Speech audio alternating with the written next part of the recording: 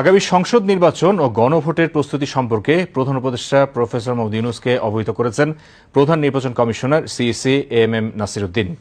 আজ সন্ধ্যায় রাষ্ট্রীয় অতিথি ভবন যমুনায় প্রধান উপদেষ্টার সঙ্গে সাক্ষাৎকালে প্রধান নির্বাচন কমিশনার নাসিরউদ্দিনের নেতৃত্বে নির্বাচন কমিশনের কমিশনারগণ নির্বাচন আয়োজনের অগ্রগতি সম্পর্কে অবহিত করেন।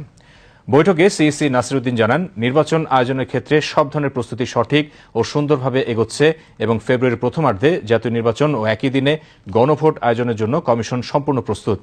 প্রস্তুতিকালে ইসিকে পূর্ণ সহযোগিতা প্রদানের জন্য প্রধান উপদেষ্টাকে ধন্যবাদ জানান সিইসি ও অন্যান্য নির্বাচন কমিশনাররা। নির্বাচনের প্রস্তুতিকালে সর্বাত্মক সহযোগিতা করায় তিনি আইনশৃঙ্খলা বাহিনী ও সেনাবাহিনীর সদস্যদেরও ধন্যবাদ জানান।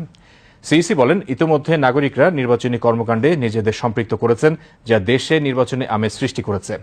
এ সময় নির্বাচন কমিশনের প্রস্তুতিতে সন্তোষ প্রকাশ করে প্রধান উপদেষ্টা বলেন, সুষ্ঠু ও নিরপেক্ষ নির্বাচনের স্বার্থে নির্বাচন কমিশনকে সব ধরনের সহযোগিতা অব্যাহত রাখবে সরকার।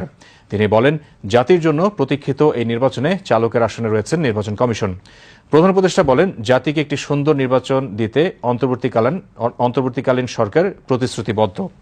বৈঠকে নির্বাচন কমিশনার আব্দুর রহমানেল মাসুদ, তাহমিদা আহমেদ, মোহাম্মদ আনোয়ারুল ইসলাম সরকার, ব্রিগেডিয়ার জেনারেল অবসরপ্রাপ্ত আবুল ফজল মোহাম্মদ সানাউল্লাহ এবং নির্বাচন কমিশন সচিব আক্তার আহমেদ উপস্থিত ছিলেন।